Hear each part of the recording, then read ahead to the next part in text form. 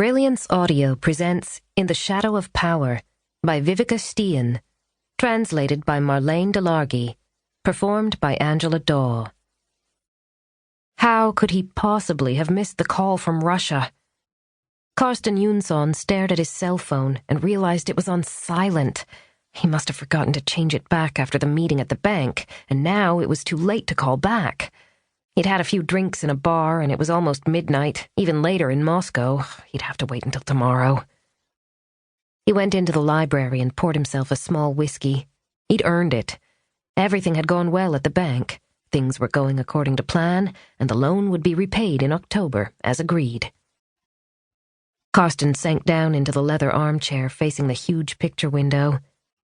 It had stopped raining while he was walking home, and now the clouds had dispersed, suggesting that tomorrow might be nice. It was about time. It had rained almost every day throughout April. The apartment was silent. Celia and the children were in bed, as was the nanny. Marianne? No, Maria. He found it difficult to keep track. None of the girls stayed for long. Maria was made of sterner stuff, though. She'd made a speedy recovery from the accident in the underground parking lot. Accident. Carsten considered the word.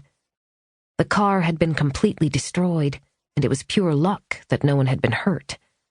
According to the insurance company, the explosion had been caused by an unusual technical fault that had made the gas tank self-ignite. No one was to blame. He ran his fingertips over the armrest. There had been considerable interest in the Russian share deal, and he'd had to play hardball in a number of other business matters. What if it hadn't been an accident? He didn't want to go back to all that hassle with United Oil, the nights when he didn't know if he could continue, the mornings when he needed to use a little something extra to get him out of bed, everything that happened afterward. But he was a different person now. He hadn't taken anything for years, although he made sure he had a supply nearby, just in case.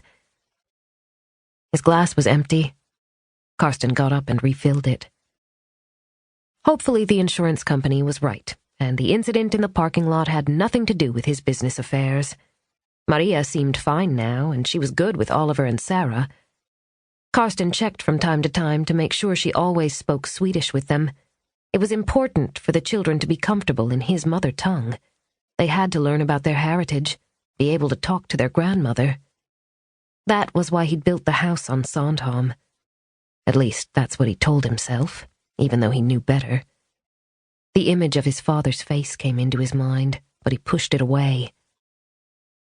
It had taken a lot of negotiation before he'd been allowed to buy the extensive plot of land, but in the end, money had won the day, as it always did.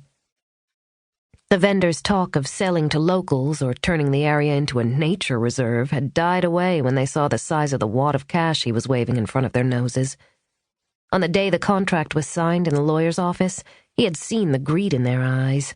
They were already thinking about what they were going to spend it on. The dark blue night was illuminated by beams of light playing across the sky. London sparkled before him.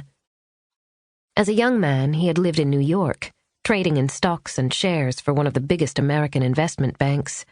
That was long before he set up the venture capital fund and started making investments of his own, but he'd never felt at home in the U.S., unlike London. Carsten ran a hand through his hair, wondering what kind of car he should go for when the Russian deal went through. A new sports car, maybe.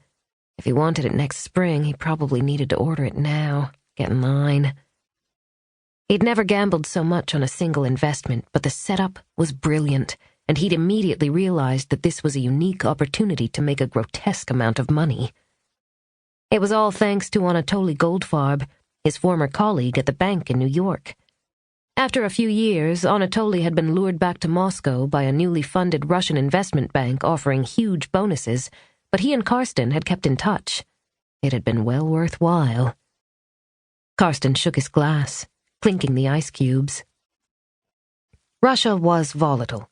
He wasn't unaware of the risks involved in doing business with the former Soviet state, the need to grease the palms of key individuals and pay out significant sums in commission. However, With Anatoly by his side, there was no danger. Carsten would never trust his old friend completely, but he did trust his desire to make a profit.